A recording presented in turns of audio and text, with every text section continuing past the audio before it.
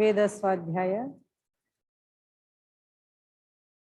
वेद स्वाध्याय के इस क्रम में ब्रह्म यज्ञ के मंत्रों पर हम चिंतन कर रहे थे और ब्रह्म यज्ञ अर्थात संध्या के मंत्रों में भी हम मनसा परिक्रमा मंत्रों पर विवेचन कर रहे थे, जिसके अंतर्गत 3 मंत्रों पे हमने चिंतन मनन किया। आज हम चौथे मंत्र पर विचार करेंगे। उससे पूर्व जो कल हमने विचार किया था, एक बार उसकी हम आवृत्ति कर लेते हैं। कल का मंत्र था ओम प्रतीचि दिग्वरुणोधिपति प्रदाकु रक्षिता अन्नमिषवः।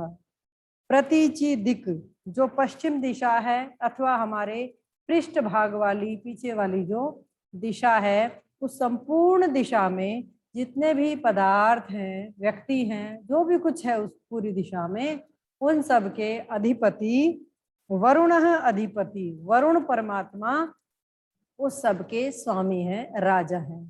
परमात्मा को यहाँ वरुण कहा गया है। वरुण का मतलब है वर्ण करने योग्य, सेलेक्ट करने योग्य, उपासना करने योग्य, यहाँ परमात्मा को बताया गया है। आगे कहा प्रदाकु रक्षिता, और जो भी ये विषधर या भयंकर ध्वनि वाले प्राणी हैं, उन सब प्राणियों की योनियों में जाने से हे परमात्मा आप हमारे बचाने वाले हैं, आप हमारे रक्षक हैं। उन योनियों से, उन प्राणियों से हमेशा आप हमारी रक्षा करते हैं। अन्नम ईशवः, और जो अन्न है, जो खाद्य पदार्थ हैं, वे हमारे बाण के समान रक्षक हैं। क्योंकि यदि हमें भोजन प्राप्त नहीं होता है या हम 2-3 दिन खाना नहीं खाएं तो हमें पता लग जाता है कि हमें दिखना भी बंद हो जाता है, सुनना भी बंद हो जाता है, हम बोल भी नहीं पाते हैं। तो ये अन्न ही हमारे लिए बाण के समान रक्षक है। तो ऐसे ऐसे परमात्मा को तेभ्यो नमो, ऐसे परमात्मा को हम नमन करते हैं। अधिपतिभ्यो नमो, अपने अधिपति, अपने स्वामी, अपने राजा परमात्मा को नमन करते हैं। रक्षितृभ्यो नमः, ऐसे रक्षक परमात्मा को नमन करते हैं। तेभ्यो अस्तु, ऐसे ऐसे परमात्मा को हमारा नमन होवे। योस्मान द्वेष्टि, और जो कोई अपनी अज्ञानता से, अज्ञानता से हमसे द्वेष करता है, यम वयम द्विष्मः, और जिससे हम अपने अज्ञानता से द्वेष करते हैं, तम वो जम्भे दद्मः, उस सारे अज्ञान को, उस सारे राग द्वेष को हम आपकी न्याय व्यवस्था में छोड़ते हैं। अर्थात हम कानून को हाथ में नहीं लेंगे, हम भगवान की न्याय व्यवस्था में छोड़ करके आगे अपनी उन्नति करेंगे, धर्म का पालन करेंगे। क्योंकि यदि हम जो हमसे राग द्वेष करते हैं, यदि हम उनसे लड़ाई झगड़े करेंगे, उल्टा राग द्वेष करेंगे, तो उससे हमारी जो उन्नति है वो रुक जाएगी। और ये मानव जीवन हमारा बहुत ही थोड़ा है, और इसमें अगर हम आपस में ही ऐसे उलझते रहेंगे तो जो इस मनुष्य जन्म का लक्ष्य है, अज्ञानता से मुक्ति, वो नहीं हो पाएगा।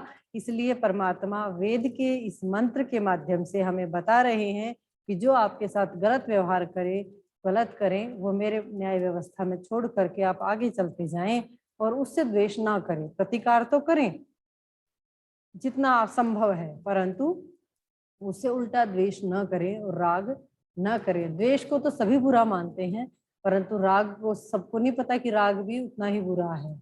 जहाँ राग है तो वहाँ निश्चित रूप से द्वेष भी होगा। किसी कुछ व्यक्तियों से, कुछ वस्तुओं से आप राग करते हैं तो इसका सीधा सा अर्थ है कुछ से आप द्वेष करते हैं। यदि सभी से आप करते हैं तो वो प्रेम है, उसका नाम फिर राग नहीं है, फिर वो प्रेम की श्रेणी में आता है, जो सबको समान दृष्टि से देखते हैं, सबके प्रति समान रूप से हम प्रेम करते हैं। इसलिए राग और द्वेष से तो बचने के लिए कहा गया है, और प्रेम जो है वो सबके प्रति हमें करना है। अब अगला मंत्र आज देखते हैं। ओम उदीची दिक् सोमोधिपति स्वजो रक्षिता शनि ऋषवः। कहते हैं उदीची दिक, जो ये उत्तर दिशा है अथवा हमारी जो बाईं ओर की दिशा है, उदीची दिक, इस दिशा को कहते हैं। दिक मतलब दिशा, उदीची मतलब उत्तर दिशा, या हम जिधर भी बैठे हुए हैं उधर से जो बाईं ओर की दिशा है वो उत्तर दिशा, वो जो दिशा है उसे उदीची दिक कहते हैं। तो इस उत्तर दिशा के बाईं ओर की दिशा के सोमः अधिपति, जो सोम रूप परमात्मा है, वे अधिपति हैं, यानी स्वामी है। इस दिशा में जितने भी पदार्थ हैं, जितने भी व्यक्ति हैं, उन सब के अधिपति, उन सब के राजा परमपिता परमात्मा है। परमात्मा को यहाँ सोम कहा गया है। सोम शब्द सुप्रेरणे सुप्रश्वैश्वर्यो धातु से सिद्ध होता है। सोम शब्द का अर्थ होता है जो हमें प्रेरणा देने वाला है और जो हम ऐश्वर्य संपन्न है, और कहते हैं ना इसका स्वभाव बड़ा सौम्य है, मतलब जो आनंद देने वाला होता है उसको सोम कहते हैं। तो परमात्मा का एक रूप तो रुद्र है जो रुलाने वाला है दुष्टों को, और दूसरा रूप परमात्मा का सोम है, सौम्य है, जो हमें सुख देने वाला है, आनंद देने वाला है। जो परमात्मा के आदेशों को मानते हैं, जो परमात्मा के सृष्टि के संविधान को मानते हैं, जो परमात्मा की बातों को मानते हैं, यम नियमों का पालन करते हैं, धर्म का पालन करते हैं, सबके साथ अच्छा व्यवहार करते हैं, उन लोगों के लिए परमात्मा सोम रूप है। उनको सुख, आनंद, शांति देने वाले हैं। संसार में भी हम सुख भोगते हैं, परंतु वो जो सुख है वो हमारे लिए पर्याप्त नहीं होता है, उससे हमारी तृप्ति न हुई है, न होगी, न हो रही है। कहते हैं अतृप्तः प्राणिनः सर्वे याता यस्यन्ति यान्ति च, अर्थात इस संसार के विषयों से किसी की तृप्ति आज तक न हुई थी, न हो रही है, और न आगे होगी। आज तक सभी लोग इस संसार के भोगों से अतृप्त अवस्था में ही गए हैं, कोई भी तृप्त होकर के न गया है, न भविष्य में जाएगा। इसलिए उस परमात्मा को सोम कहा गया है। जितना भगवान के सुख को लेते हैं उतना उतना हमारे को अंदर से आनंद, उत्साह, शांति की प्राप्ति होती है, हमारी उन्नति होती है। और जितना जितना हम बाहर के सुखों को लेते हैं उतना उतना हम इसमें फंसते जाते हैं।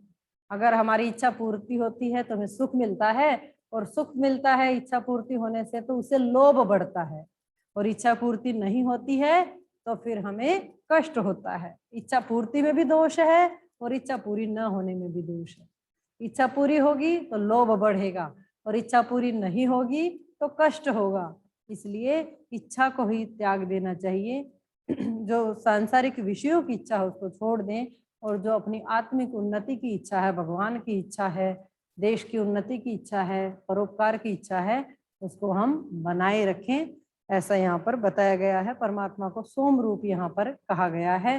तो परमात्मा के सोम रूप को देख करके हमें उससे प्रेम करना चाहिए।